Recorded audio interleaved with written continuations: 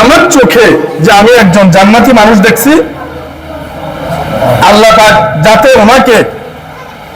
ওনাকে যথাযথ মর্যাদা দেয়, আমি দোয়া করি ওনার জন্য।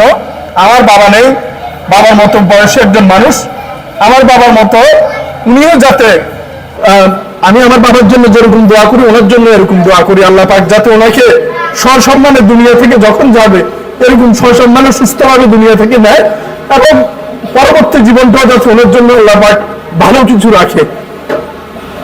এবং এরকম মানুষের সান্নিধ্যে থাকাটা আসলে অনেক অনেক বড় বিষয়। আমি আর আসলে কিছু বলতে পারছি না এই মুহূর্তে, শুধু এতটুকু বলবো যে এখানে যারা এসেছেন তারা অনেক ভাগ্যবান, এরকম একজন মানুষের সান্নিধ্যে লাভ আমরা করেছি, এবং আল্লাহ পাক ভবিষ্যতে যাতে এই ধরনের মানুষের সাথে আমাদেরকে সম্পৃক্ত রাখে।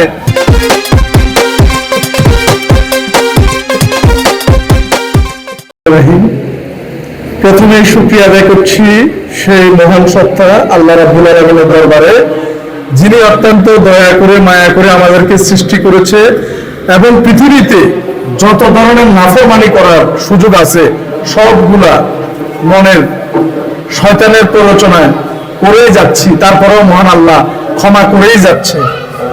তো যাই হোক, আমরা আল্লাহর নৈকট্য লাভের জন্য যুগে যুগে বিভিন্ন জায়গায় ঘুরেছি, বিভিন্ন জায়গায় যাচ্ছি, কিংবা কাউকে নিজের বড় কিছু মানছি, কিন্তু তারপরেও সঠিক জায়গা মতো আমরা পৌঁছাতে পারছি না।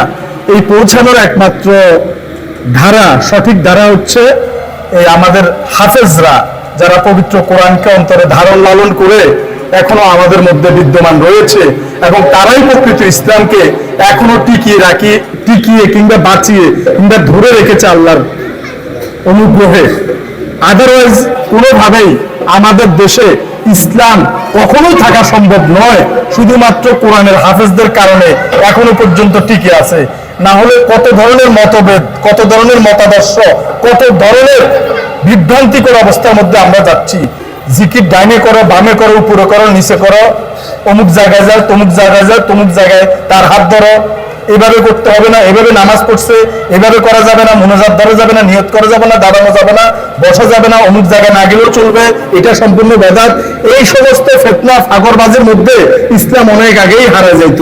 শুধুমাত্র কোরআনের পাখিদের কারণে এখনো ইসলাম নামক নিয়ামতটা এই দেশে, এই সমগ্র বিশ্বে এখনো টিকে রয়েছে।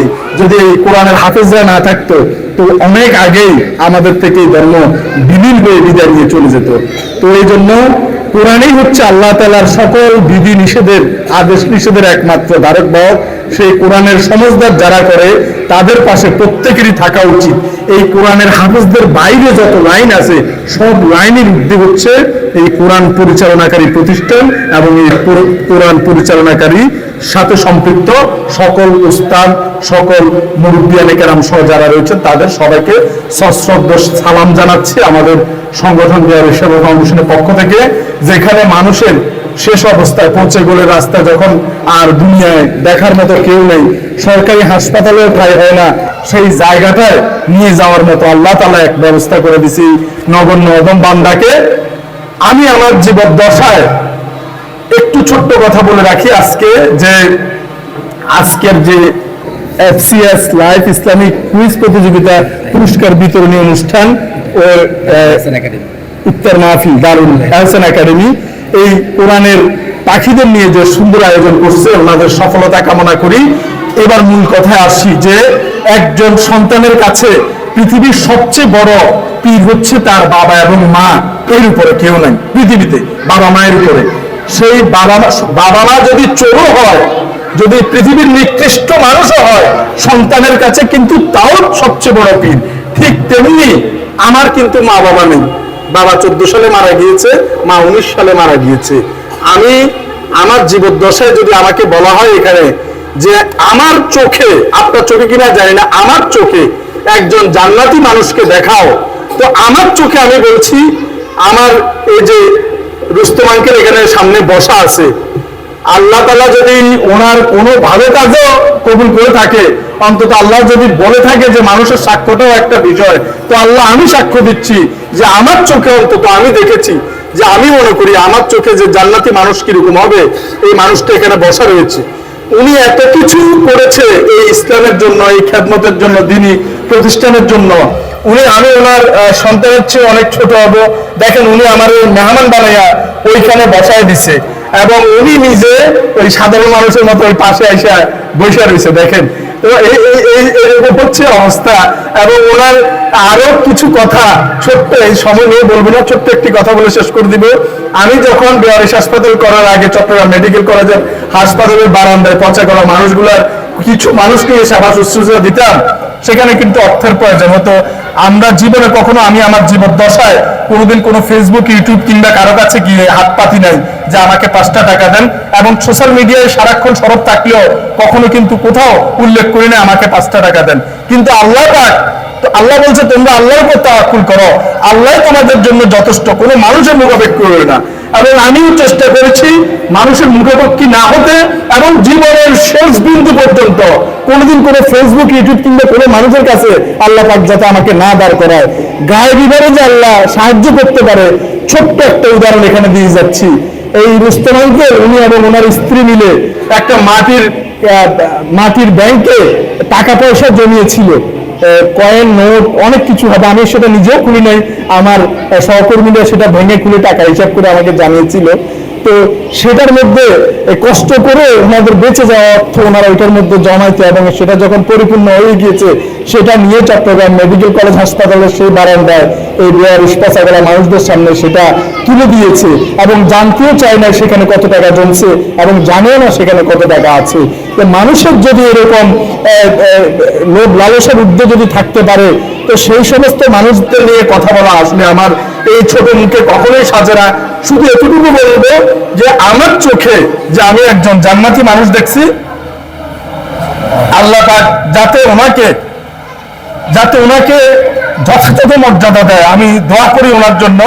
আমার বাবা নেই, বাবার মতো বয়সী একজন মানুষ, আমার বাবার মতো উনিও যাতে, আমি আমার বাবার জন্য যেরকম দোয়া করি ওনার জন্য এরকম দোয়া করি, আল্লাহ পাক যাতে ওনাকে সসম্মানে দুনিয়া থেকে যখন যাবে এরকম সসম্মানে সুস্থভাবে দুনিয়া থেকে নেয়, এবং পরবর্তী জীবনটাও যাতে ওনার জন্য আল্লাহ পাক ভালো কিছু রাখে। এবং এরকম মানুষের সান্নিধ্যে থাকাটা আসলে অনেক অনেক বড় বিষয়। আমি আর আসলে কিছু বলতে পারছি না এই মুহূর্তে, শুধু এতটুকু বলবো যে এখানে যারা এসেছেন তারা অনেক ভাগ্যবান, এরকম একজন মানুষের সান্নিধ্যে লাভ আমরা করেছি। এবং আল্লাহ পাক ভবিষ্যতে যাতে এই ধরনের মানুষের সাথে আমাদেরকে সম্পৃক্ত রাখে, আল্লাহ পাক আমাদের সবাইকে যাতে কোরআনের সাথে সম্পৃক্ত রাখে এবং মানুষের কল্যাণের জন্য।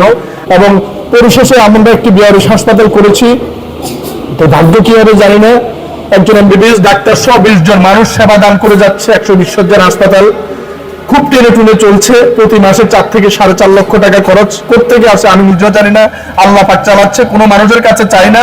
এবং আল্লাহ পাক বলেছে আমি দুটি শব্দকে খুব ঘৃণা করি, মানে আল্লাহ পছন্দ করে না।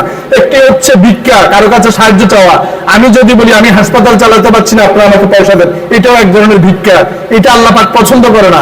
এবং আরেকটি হচ্ছে তালাক শব্দটা, এটাও আল্লাহ পাক পছন্দ করে না। তো এই জন্য আল্লাহ যেটা পছন্দ করে না সেটা আমরা যাতে না করি, এবং আল্লাহ যাতে আমাদের জন্য পরিপূরক হয়, তাওয়াক্কাল টু আল্লাহ, এই বলে শেষ করছি। এবং আমাদের বেয়ারিশ হাসপাতাল আসবেন, ভিজিট করবেন, বেয়ারিশ মা বাবাদের দেখবেন। আল্লাহ তাআলা বলছে তোমরা হাসপাতালগুলো ভিজিট করো, কারণ আমাদের এখানে যে মানুষগুলো মারা যায় তাদের জন্য এক ফোঁটা চোখের পানি ফেলার মতো এই দুনিয়াতে কোনো মানুষ অবশিষ্ট থাকে না, তারা বেয়ারিশ হিসেবে দাফন হয়ে যায় আঞ্জুমান মুফতিউল ইসলামের মাধ্যমে। ইনশাআল্লাহ আল্লাহ পাক আমাদেরকে এই ভালো ভালো কাজের সাথে যাতে মৃত্যুর আগের দিন পর্যন্ত সম্পৃক্ত রাখে। আমাদের দ্বারা যদি ইসলাম কিংবা মানবতার কোনো ক্ষতি হয় আল্লাহ পাক আমাদের ধ্বংস করে দিক, আমিন।